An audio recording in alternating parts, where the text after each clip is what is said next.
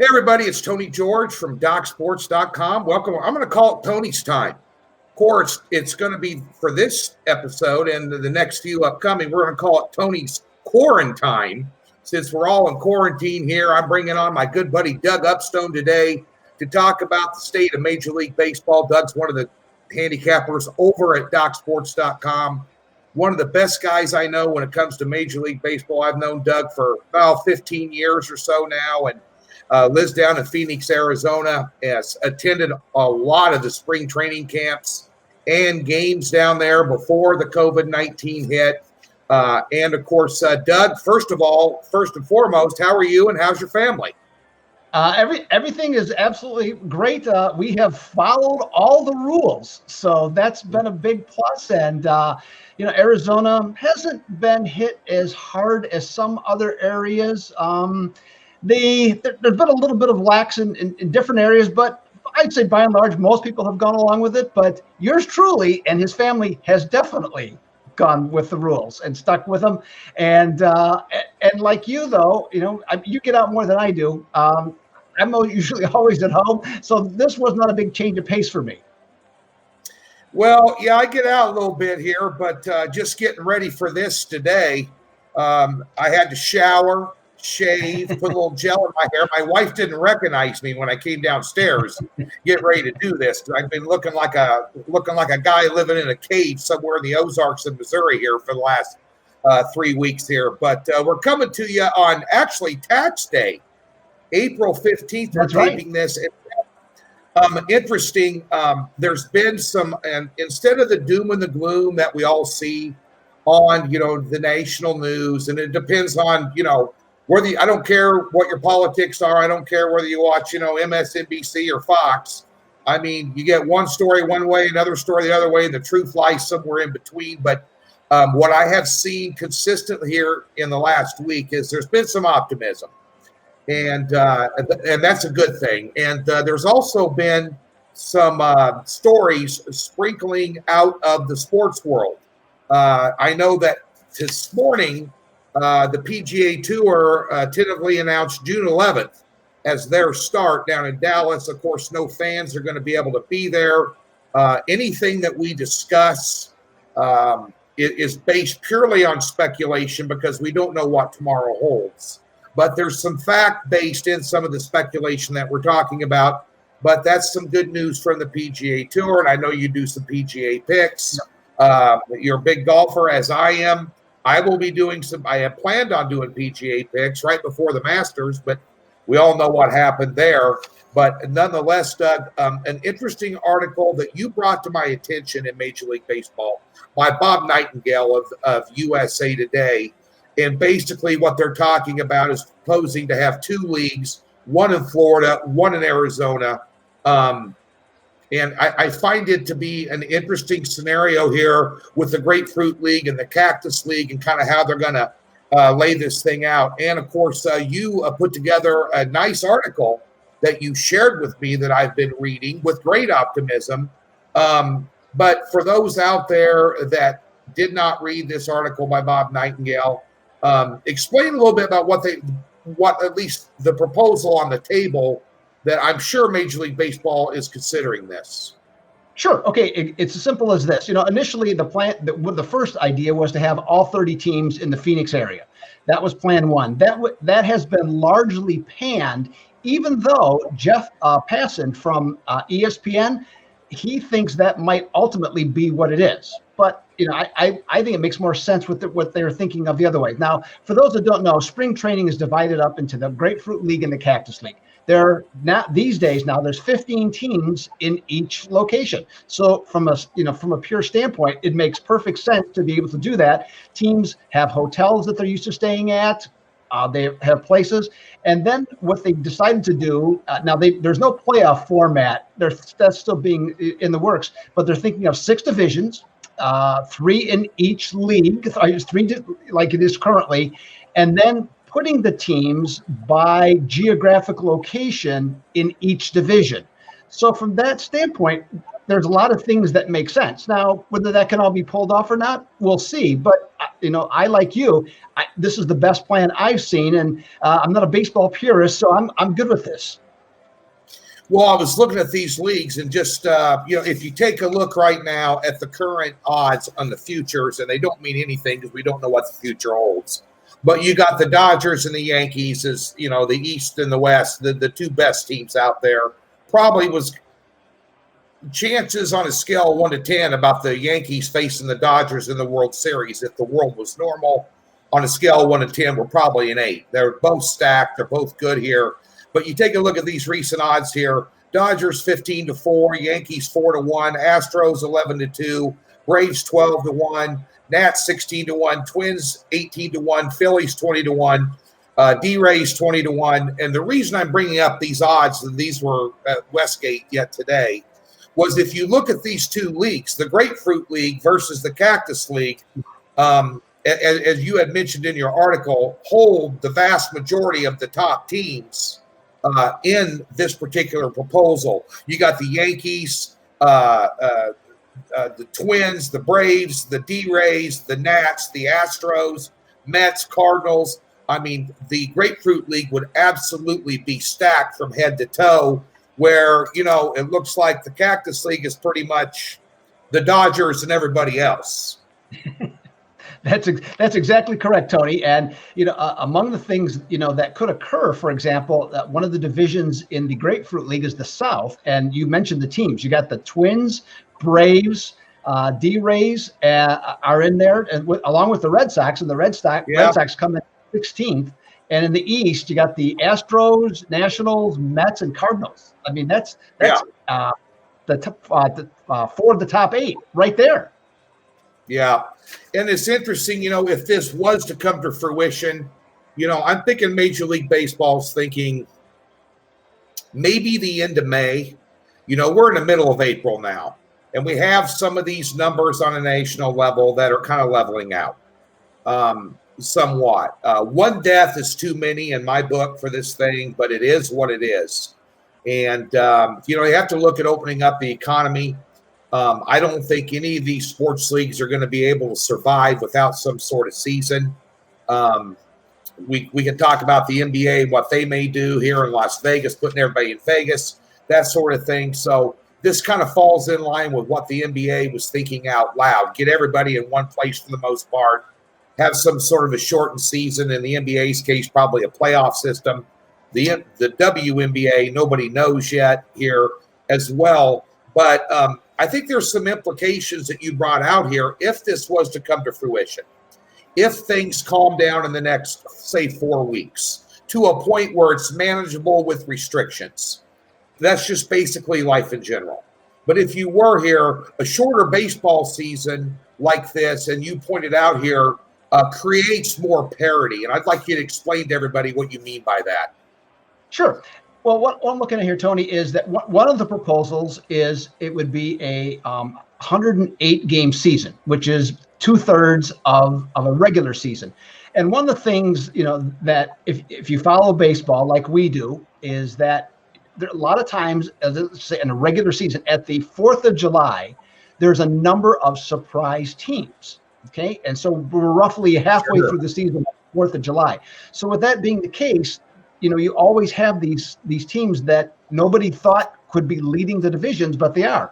And one of the, let's call it the beauties of a 162-game schedule is that over that time, the teams that aren't built to last that long, they ultimately end up don't being that way. Now you make it a 108-game season, for example, or even 81. Well, now a lot of these teams are going to be back in the mix that maybe don't belong there, but that's the year that we're in. Yeah, and I thought, I'm going to go ahead and pull this off of your article and quote you here. A 162-game season will expose weaknesses that teams can mask when playing 2/3 of a normal year. With no fans in the stands, besides the talent, the only other edge for betting baseball is the last at bat, which is important. Explain that to people. Sure. Well, like with odds makers, I mean, that's the number one thing without any players is the last at bat. So when any time a team is either trailing or tied going into their last at bat, they automatically have the advantage. The visitor can take the lead in any given game, but it doesn't necessarily mean that's their advantage to win the game ultimately. And so with this, home underdogs, as we go ahead, I'm thinking that there's a possibility with no fans, certain types of home underdogs of plus 140 to plus 175 will have potentially some value. Yeah, and I think, as you alluded to in your article too, I believe we can find this at docsports.com. If not, we'll be sure and put it up there for everybody. It's a great article and really a thought-provoking article and an optimistic article. The start of the year could be chaos if this does come to fruition. You have a lot of teams out of their element, out of their normal situation. I think you would see a lot more upsets than usual. You surely wouldn't want to be playing the Yankees or the Dodgers or the Astros or any of these teams on run lines when they're heavy favorites. You'd really want to tiptoe through the tulip slightly out of the gate. And my saying, as you know, you've known me forever, Doug, less is more, would definitely be the mantra, at least out of the gate the first couple of weeks to see how this thing shakes out. Without a doubt, Tony, because even myself, the first 10 days the first 10 games of the season every year, aside from what's gonna happen this year, if I have one play a day, that's as much as I have because there's too many unknowns. So let every starting pitcher get 2 starts or thereabouts, and let teams kind of settle back. In a normal situation, it's home and road. That's not going to be an issue for home and road with nobody in the stands. So let it play out a little bit and take it easy. And if you're going to play early, play underdogs. Yeah, I agree with that. And I tell people out there all the time, if you're spreading this around in Major League Baseball, even in a regular season, more than 3 games a day, you're doing yourself a disservice. You really are. And bear in mind, folks, and over the last 2 years in Major League Baseball, 90% of my cards were 1-game cards. Game of the day, 3 to 5 units, maybe a couple of 6 or 7 units in there. And 1 8-unit play last year, which we hit. But over the past 2 years, playing 1 game a day, 90% of the time, I'm over 200 units to the good over the last 2 seasons doing that.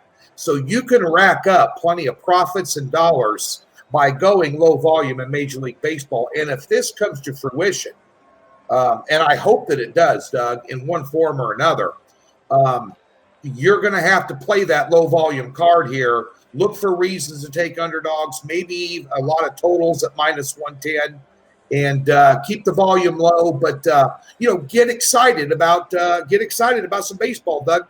I do think in one form or another, Major League Baseball, if the restrictions begin to ease on a national level, we all know the President of the United States wants to get the economy going right now, which might be a little bit too soon.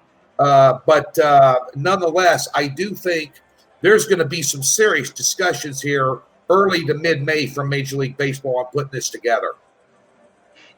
Absolutely, Tony. And one of the you talk about optimism. One of the things that excites me from this standpoint is the flexibility that they will have in order to do games. So, for example, you could have games literally on a daily basis starting at 11 a.m. Eastern or 8 o'clock in the morning where you and I are. Yeah. And you can also then go deeper into the night. And so like typically a West Coast game, for example, would be a 7 or 7:30 start. Well, you can even start at 8 because you have no concern of the fans being there. So you can start a game at 8 or even 8:15 if you want, depending on how the networks would want to be able to put that together.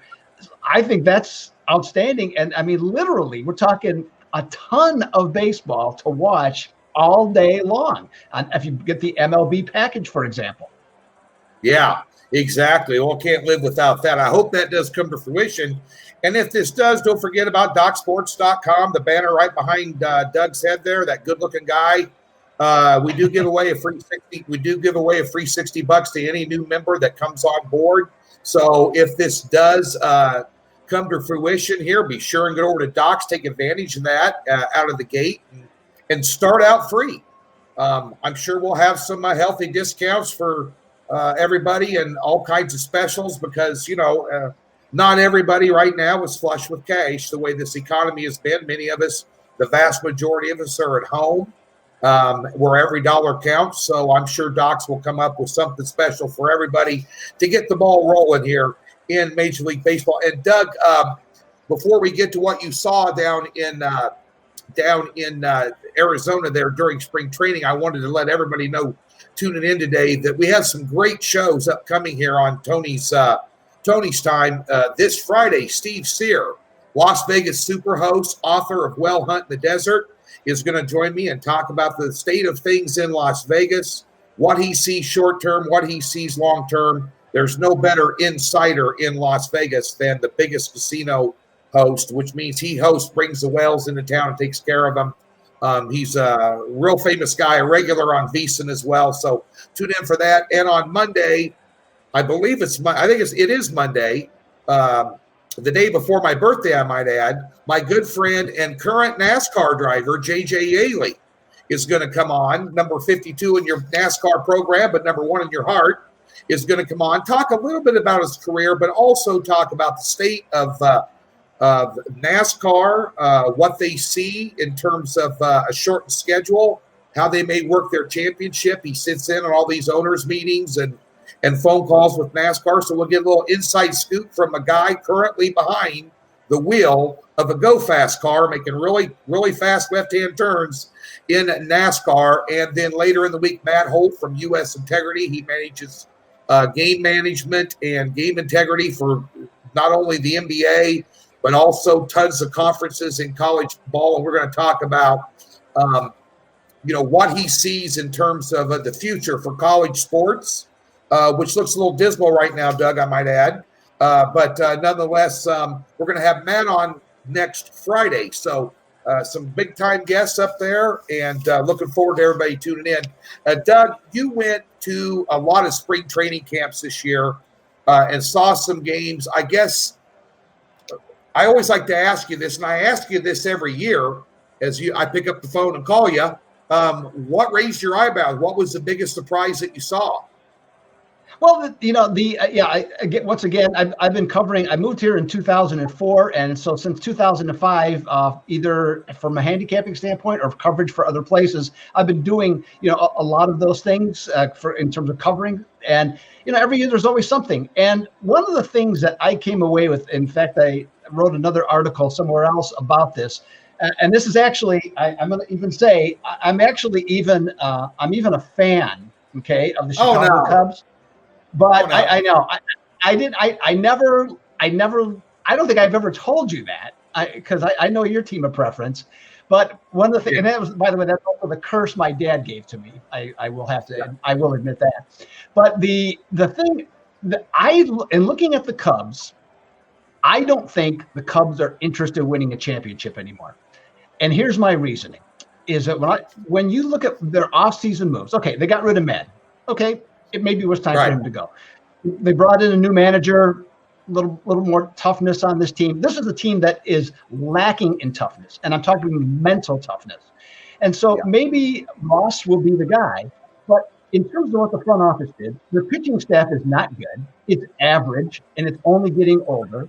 That's a problem. They seem to be hell-bent on trading Chris Bryant at some point, 27 years old in the prime of his career. That doesn't make sense to me. I just don't see where this team wants to win. I think that the ownership has spent so much money doing so many things. I think that now they want to see the rewards come their way. Yeah, and you take a look at the Cubs right now. They're sitting tied with the Indians and the Mets to win the World Series, potentially if it takes place at 25-1. So there's not a lot of optimism there for the Cubs here. As some of the lower echelon teams out there in the league, and let's just leave my Kansas City Royals out of it because I already know what their fate is. But that being said, of the lower echelon teams here, Cards, D-Rays, Phillies, even the Twins, and or any other lower echelon team that you had seen, maybe even a bottom feeder like the Reds surprised everybody last year. Do you see somebody coming out of the cellar and not necessarily winning a pennant if the season does go on here, but at least competing at a high level, more so than people thought? Like the D-Rays last year were one of those teams as well. Yes. Well, you just mentioned one of the teams that I am very high on. In fact, the team that I'm the highest on of all the teams I saw, which is the Cincinnati Reds. They have a great starting staff. I mean, you can make an argument. Well, it's top 5 for sure. And you can make, and when I say top 5, I'm talking 1 through 5. So that's one of the things. So I think you could. That's a great argument. They've picked up some players from other teams. Milwaukee was one of the teams that picked up some players from. That's going to make their lineup that much stronger and deeper. They play in a small ballpark. I think their confidence level is definitely increased. The Cardinals have, if they go regular division, the Cardinals have some weaknesses, as the Cubs. I actually thought that the Reds, in terms of in the traditional sense of a 162 game season, I thought they were literally a legitimate wild card team, and if not, it might even have the chance to get to the NL championship to play the Dodgers. So I really like their team going in. Again, things are different now, but I still think this is a team that's ready to go.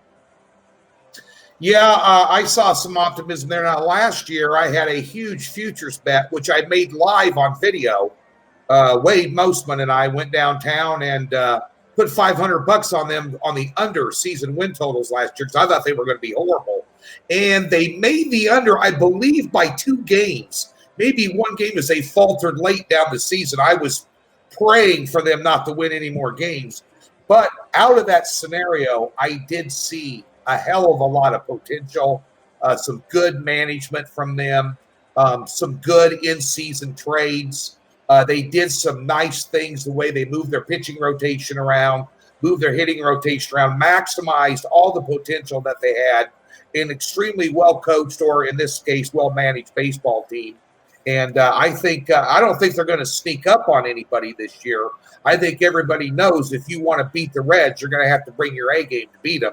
Because if you don't, they're going to sneak up on some people. And in the right underdog spot, I think there's going to be some value with them. Absolutely, Tony, 100% agree. And one of the things that's going to be very important for all teams to start the season, many teams begin the year without a constructed bullpen. Now, Cincinnati's pretty much is in place from last year, not many changes. And with starting pitch, I mean, they're talking about it to return, having a spring training that lasts 2 or 3 weeks. But, that's just not going to be enough time for all the starting pitchers, no matter how they try and rush this through. So a team that has a bullpen that's set, at least that appears to be set, they're going to have an advantage right away the first month. Yeah, absolutely. Folks, if you want to get up to speed on what's going on in Major League Baseball, check out Doug Upstone's daily videos. Check him out every day at DocSports.com. And, of course, we're all fingers crossed. We're hoping that things continue to die down. The health of America gets better. The optimism increases. And all the whirling cesspool of doom and despair that's out there, you got to look for the silver lining, so to speak. And I think some of the silver lining is the fact that sports brings America together. People rally around sports. I think they're doing everything they can to consider all options on the table to put something together for very late spring, early summer, for all sports involved. We'll talk about college as a whole nother different level, but be sure and tune in to Doug's daily videos. And Doug, I know briefly as we close, you have been putting out some horse racing. You've been on the ponies a little bit, keeping yourself busy. Yeah, yes, indeed. And put a lot of work in to ramp this up, and success so far. Up a little over $600 for anybody that's betting $20 a race. Very narrow, very conservative approach. So that's something I know that you like. And so I doing a certain tracks. Now, before we go, hey, I do have one other question for you. And you mentioned silver lining, and I tell you, somebody that is getting off the hook in talking about baseball. How about the Houston Astros, Tony? I mean, are you kidding? Who wasn't ready to just want to pound and shout and scream and do everything at the Houston Astros. And if there's no fans in the stands, we're going to all be deprived. Yeah, we are. And that was interesting how that was going to play. They are third highest on the odds board on the futures to win the World Series. In this scenario, that's a good thing. I think in the other scenario of having regular life, regular baseball, it would be very hard for them to perform getting booed out of every stadium. That's an interesting scenario, and I pretty much left that story alone. But just despicable what went down, and they definitely got a little get out of jail free card with this COVID-19 and the way this season potentially will play out. And just between me and you and the fence post, I just hope everybody kicks their ass. That's what I'm thinking. When it comes to the Houston Astros, I definitely will be rooting against them from that standpoint. But nonetheless, Doug, thanks for coming on. We appreciate it. Stay safe down there. Stay healthy. We'll obviously have you back on again here soon, especially if we hear something on the NBA playoffs. So you, like me, big NBA guy. We got still got some good content coming in over at DocSports.com. Baseball getting ready to fire up. NASCAR, golf, hopefully here in June as well. Don't forget about the free $60 that Docs gives you each and every time a new member comes over to the website. And of course, we carry a nice little pure profit guarantee you can read about over there as well. We take care of our clients, and we're going to be very sensitive to these times, tough economic times, and no better place to be to get the absolute maximum potential bang for your buck than Doc Sports has been around since 1971. Thanks for tuning in, everybody.